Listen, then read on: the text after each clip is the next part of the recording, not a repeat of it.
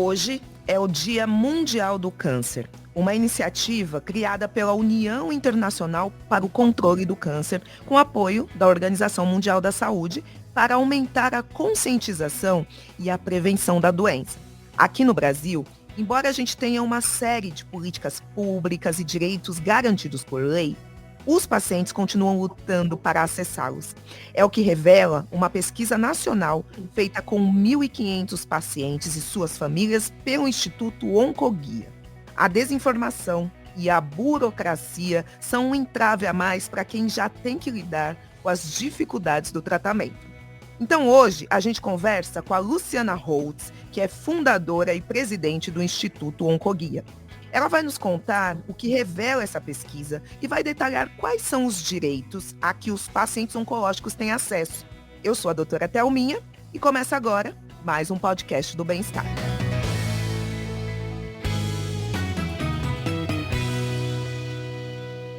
Luciana, seja bem-vinda. Oi, Thelminha. Oi, doutora. Tudo bem, querida? Enorme prazer estar aqui com você. Luciana, vamos começar falando então desse levantamento do Oncoguia, né, que revelou um dado alarmante. 68% das pessoas que responderam à pesquisa não conhecem nenhuma das principais leis que garantem direitos a pacientes com câncer. A que você atribui essa desinformação, Luciana? Olha, também, eu acho que a gente enfrenta aí um desafio muito grande de sair da primeira camada, sabe? De sair da superficialidade. Acho que de maneira geral, se você perguntar para as pessoas, você conhece seus direitos, né, para um paciente, ele vai até responder sim. O que a gente está vendo nessa pesquisa é que quando a gente aprofunda um pouquinho e começa a listar, apresentando para ele os direitos, a surpresa vem. E aí que a pesquisa nos mostra que leis, políticas, né, benefícios sociais que vão fazer muita diferença na vida de quem está enfrentando um câncer não são conhecidas. E aí a gente tem uma outra etapa que é o desafio de você arregaçar as mangas e ir atrás para garantir seus direitos. É isso que surpreende, né? Quando você começa a aprofundar um pouquinho e apresentar informações muito relevantes, o desconhecimento aparece. E tem aquelas pessoas que muitas vezes até conhecem os seus direitos, né, mas acabam desistindo de correr atrás. E aí a pesquisa também mostrou que 44% não conseguem acessar os seus direitos. E esse dado que eu falei das pessoas que desistem de correr atrás durante o tratamento equivale a 25%. Por que isso acontece? Pois é, a gente convive com esse dado na realidade, acho que é dolorido, né, quando ele se confirma numa pesquisa. Porque do que a gente está vendo aqui, né, Thelminha, é que apesar do direito conquistado, que muitas vezes, né, a gente demora para aprovar uma lei, né, batalha tanto para fazer uma nova política entrar em vigor, a maioria não sai do papel. E eu acho que é isso que essa dificuldade de acesso nos mostra. Ou o paciente sofre muita burocracia, né? E aí é papel, é demora, é você não conseguir falar com as pessoas, né? Você ficar muitas vezes paralisado e esperando uma perícia que nunca chega, uma aprovação de um plano de saúde que muitas vezes não deveria ser negado e a negativa acaba chegando, sabe? Então, esse cenário de muita burocracia que gera esse sentimento de luta, né, de cansaço tão potente que a pesquisa nos mostra. Apesar da ausência do desconhecimento, entre aqueles que conhecem, é muito difícil conseguir na prática, porque no momento da vida onde o paciente tinha que estar se resguardando ali, colocando toda a sua energia para se cuidar, para passar pelo câncer, ele está tendo, né, que despender energia, papel, cansaço, tempo da vida para lidar com burocracia, para tentar conquistar direitos que são dele, que já são garantidos, né? Com certeza. E isso acontece tanto com pacientes do SUS quanto aqueles que têm plano de saúde? Pois é, esse é outro dado muito importante que a pesquisa nos mostra. O dado está muito parecido e existe a mesma questão, tanto da desinformação quanto do desafio do acesso à garantia do direito por quem tem plano de saúde e por quem depende do SUS. Então, acho que vindo aí, né, corroborando muito com essa questão de que estamos falando aí de instâncias dentro dos sistemas de saúde ainda muito burocráticas. E a gente está falando aqui de direitos, né, Luciana? E existem as leis dos 30 e dos 60 dias. Aí eu queria que você explicasse um pouquinho essas leis e se elas estão sendo obedecidas, se os pacientes estão realmente conseguindo fazer seus diagnósticos e iniciar os seus tratamentos dentro desse período. Então, a lei dos 30 dias, ela garante com que a biópsia seja realizada em até 30 dias a partir do sintoma ou de um pedido médico.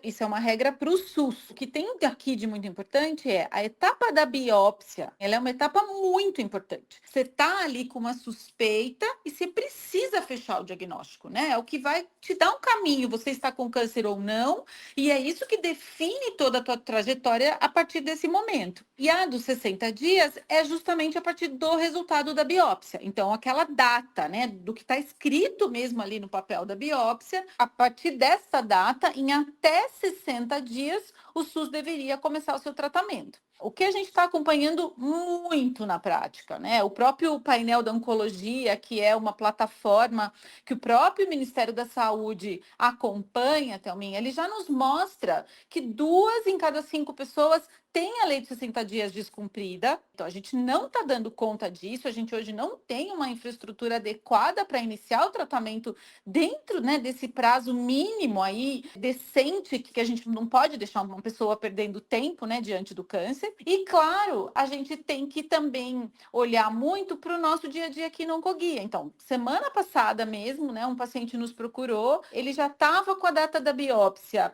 então, assim, de janeiro de 25. Ele nos encontrou só semana passada e ele ainda não tinha sido chamado para o tratamento. E aí, por nossa orientação, né, ele fez uma reclamação na ouvidoria do hospital e ele tem uma resposta da ouvidoria dizendo que o tratamento dele vai começar em julho de 26. É um total descumprimento, né, da lei dos 60 dias sem nenhuma razão, né? Então, se a gente está falando realmente, né, de um sistema que está sobrecarregado, onde as filas são gigantes, a gente precisa, sem dúvida, fazer com que essa informação chegue, né, aos nossos gestores, ao nosso secretário de saúde, ao Ministério da Saúde. O que não dá é a gente ter lei, a gente ter política e o paciente seguir esperando, né? Com certeza, né? E lembrando que a gente está falando de uma doença que quanto antes for fechado esse diagnóstico, maiores as chances de um prognóstico positivo. É algo para ser resolvido o mais rápido possível. Então, os maiores empecilhos, eles esbarram na estrutura.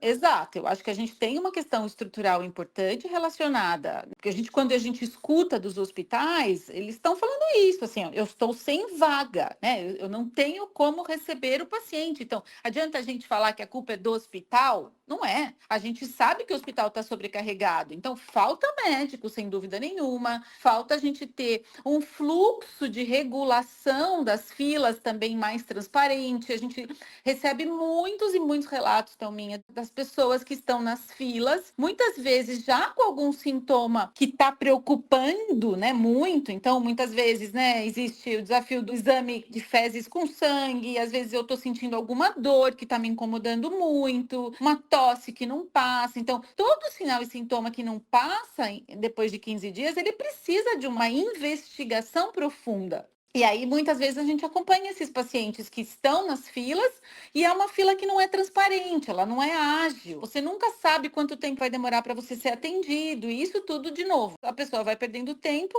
e muitas vezes, quando o diagnóstico chega, a gente está falando de um câncer numa fase avançada. Aliás, o nosso estadiamento do câncer no Brasil é em torno de 65% dos casos, quando a gente fala de todos os tipos de câncer, que descobre o câncer já na fase avançada ou metastática. Então, a gente está perdendo a chance de fazer diagnóstico precoce, igual você mesma falou. Com certeza. E pensar que essa pessoa não está tendo o acolhimento necessário, né? Deveriam criar um fluxo, né, que desse um retorno para essas pessoas. Imagina você receber um diagnóstico, na verdade, nem receber esse diagnóstico, levantar essa suspeita e um ano ainda depois, sentindo o sintoma, o medo, a saúde mental da pessoa também, né? Tudo isso acaba sendo muito comprometido. Para aqueles que conseguem fechar esse diagnóstico dentro desse prazo que a gente espera que atenda a todos, os principais direitos são aqueles que têm um impacto direto na renda das famílias, né? Então, eu queria que você detalhasse quais são esses direitos. Pois é, isso foi uma informação interessante que a pesquisa nos traz, né? Ela mostra que os direitos mais conhecidos acabam sendo estes mais relacionados. A possibilidade de você sacar o FGTS, de você ter isenção de imposto de renda, de você entrar ali, né, ou no auxílio-doença ou na aposentadoria por invalidez. Às vezes, assim, dependendo da cidade onde você está, você pode ter acesso a transporte gratuito, público, você tem direito de prioridade em atendimento em filas.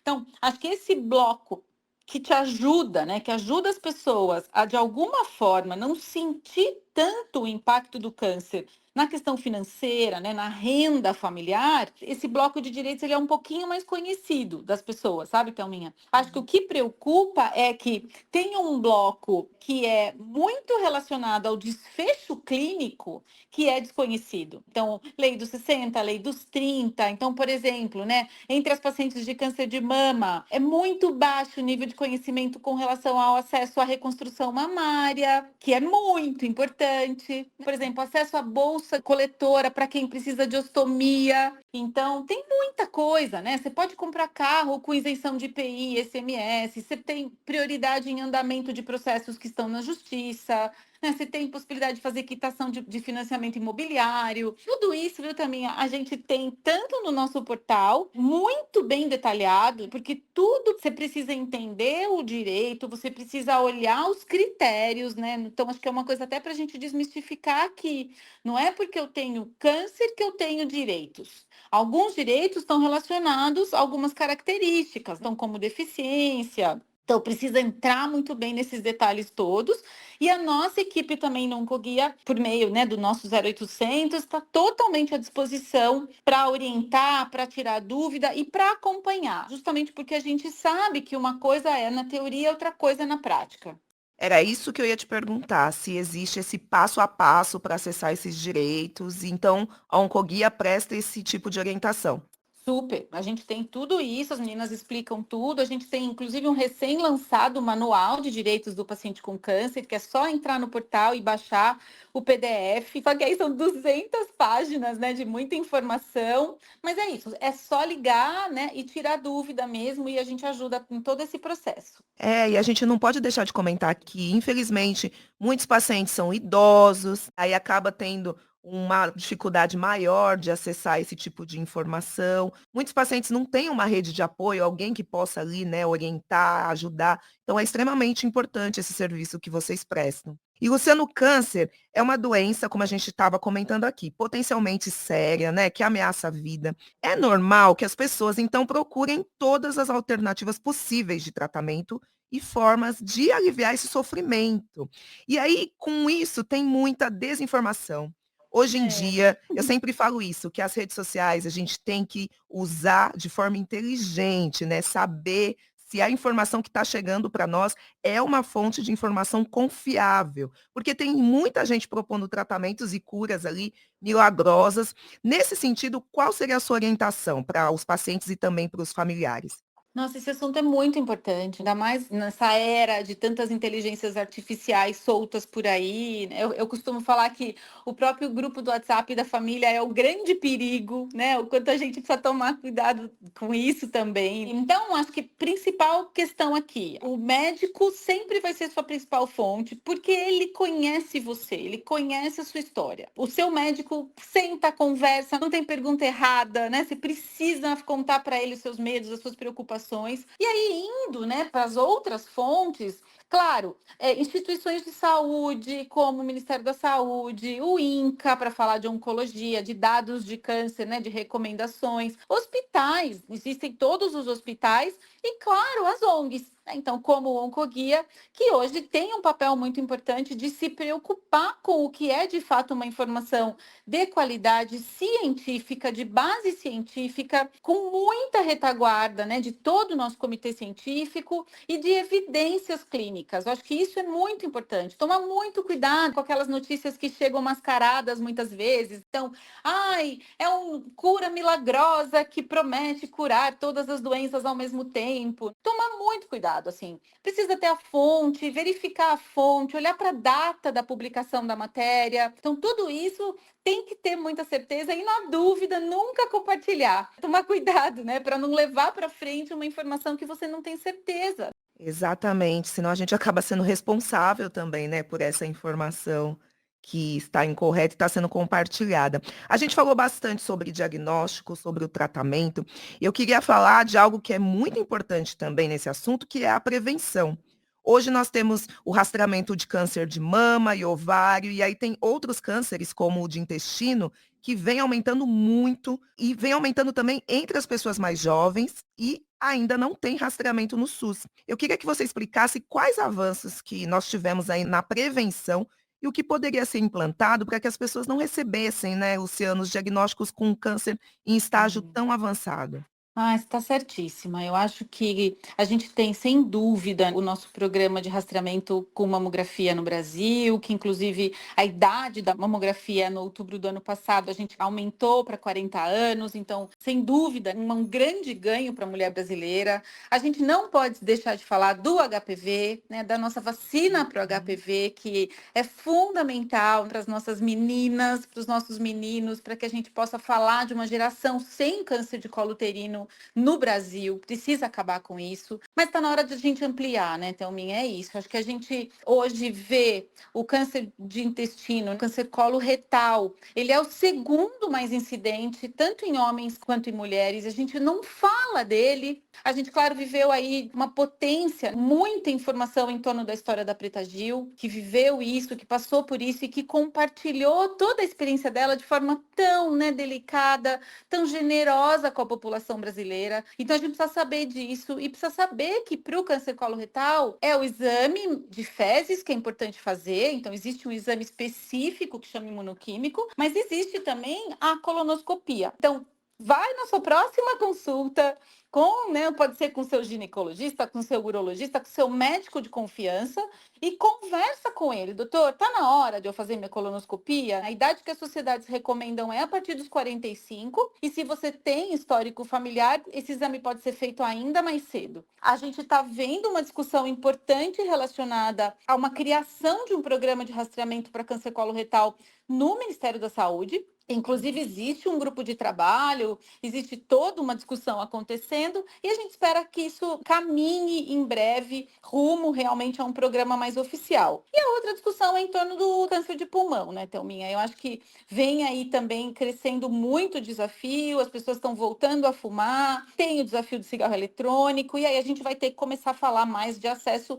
à tomografia mesmo, né, de baixa dose, que é o exame que pode ajudar a fazer uma detecção mais precoce do câncer de pulmão, que é muito desafiador. Com certeza, você citou num ponto muito importante. Não tem como a gente deixar de falar que na prevenção as pessoas têm que seguir aquela máxima que a gente sempre busca orientar, de combate ao tabagismo. A juventude agora está utilizando muito os vapes, né? É É, importante levar para eles essa informação de que isso é extremamente prejudicial à saúde. O sedentarismo também é extremamente prejudicial à saúde. E o consumo de ultraprocessados, que a gente vem pontuando pois bastante é, também, Luciana, que isso tudo pois é. acaba tendo um desfecho bem desfavorável. E as pessoas também não podem deixar de prestar atenção nos sinais do seu próprio corpo, não subestimar, porque às vezes as pessoas ficam com medo de buscar um profissional de saúde e acaba deixando muito tempo e aí, infelizmente, acaba tendo um diagnóstico já